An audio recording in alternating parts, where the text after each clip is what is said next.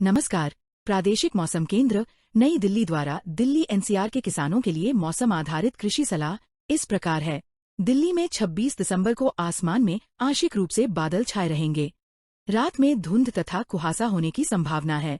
27 दिसंबर को आसमान में आंशिक रूप से बादल छाए रहेंगे।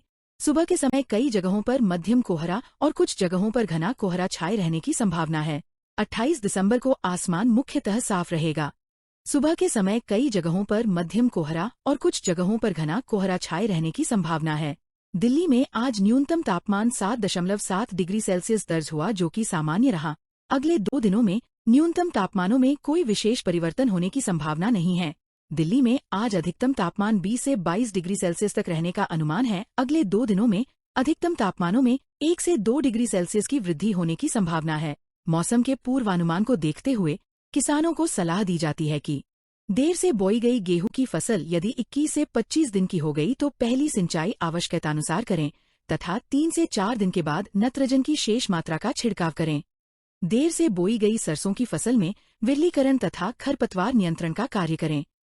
मौसम को मद्देनजर रखते हुए सरसों की फसल में सफेद रतुआ रोग एवं चेपा कीट की नियमित रूप से निगरानी करें।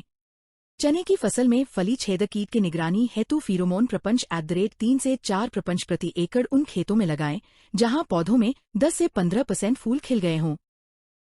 अक्षर आकार के पक्षी बसेरा खेत के विभिन्न जगहों पर लगाएं।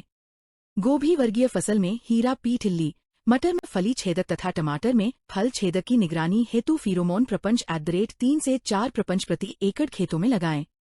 इस मौसम में तैयार बंदगोभी, फूलगोभी, गांठ गोभी आदि की रोपाई मेड़ों पर कर सकते हैं। इस मौसम में पालक, धनिया, मेथी की बुवाई कर सकते हैं। इस मौसम में आलू तथा टमाटर में झूलसा रोग की निरंतर निगरानी करते रहें। इस मौसम में प्याज की समय से बोई गई फसल में थ्रिप्स के आक्रमण की निरंतर निगरानी करते रहें। प्याज में पर्पल ब्लोस रोग की निगरानी करते रहें। कद्दू वर्गीय सब्जियों के अगेती फसल के पौध तैयार करने के लिए बीजों को छोटी पॉलीथीन के थैलों में भरकर पाली घरों में रखें। कृपया लाइक, शेयर और सब्सक्राइब करें। धन्यवाद।